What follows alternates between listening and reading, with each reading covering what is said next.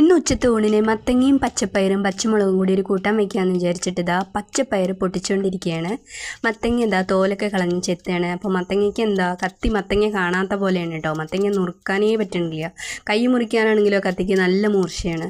അപ്പോൾ അതാ എങ്ങനെയൊക്കെ ചെത്തിയെടുത്തു.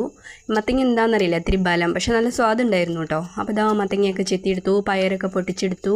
പിന്നെ അതിലേക്ക് കുറച്ച് പച്ചമുളകും കൂടി അങ്ങനെ ഒരു 5-6 പച്ചമുളകും കൂടി ഒന്ന് കഴുകി കീറിയിട്ട് കൊടുക്കുകയാണ്. എന്നിട്ട് അതിലേക്ക് കുറച്ച് മഞ്ഞൾപ്പൊടി, കുറച്ച് വെള്ളം കൂടി ചേർത്തിട്ട് ഒന്ന് വേവിക്കാൻ വെക്കുകയാണ്. അപ്പോൾ ഇതാ മഞ്ഞൾപ്പൊടി ചേർത്തു, കുറച്ച് വെള്ളം കൂടി ചേർത്തിട്ട് ഒന്ന് അടച്ച് വെച്ചിട്ട് വേവിക്കാം. അപ്പോൾ അത് പകുതി വേവാവുന്ന സമയത്താണ് ഉപ്പിട്ട് കൊടുക്കുക കേട്ടോ.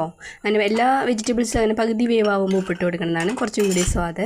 അപ്പോൾ ഇതാ അങ്ങനെ അടച്ച് വെച്ചിട്ട് വേവിക്കാൻ വെച്ചിരിക്കുകയാണ്. അപ്പോൾ ഇതാ വേസ്റ്റൊക്കെ കൊണ്ടേ കളയാം. അപ്പോൾ നമ്മുടെ വലിയ പൂച്ചക്കുട്ടികളൊക്കെ ഇതാ അവിടെയും ഇവിടെയൊക്കെ ആയിട്ട് ഇങ്ങനെ ഉറങ്ങുകയാണ് കേട്ടോ, ചൂടല്ലേ. അപ്പോൾ ഇതാ 2 കറിവേപ്പിലയും കൂടിയും പൊട്ടിച്ചിട്ട് വരാം.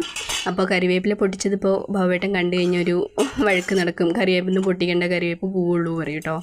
അപ്പോൾ ഇതാ പച്ചക്കറിയൊക്കെ വെന്തിട്ടുണ്ട്, പകുതി വേവായിട്ടുണ്ട് കേട്ടോ. അപ്പോൾ ഇതാ ഉപ്പിട്ട് കൊടുക്കുകയാണ്. ഉപ്പിട്ട് കൊടുത്തിട്ട് ഒന്നും കൂടി അടച്ച് വെച്ച് വേവിച്ചു. അപ്പോൾ ഇതാ കുറച്ച് വെള്ളം കൂടി ചേർത്ത് കൊടുത്തു കേട്ടോ. ഒരു ഒഴിച്ചു കൂട്ടാൻ പോലെയാണ് ഞാനിത് ഉണ്ടാക്കുന്നത്, ഓലെന്ന് പറയാൻ പറ്റില്ല.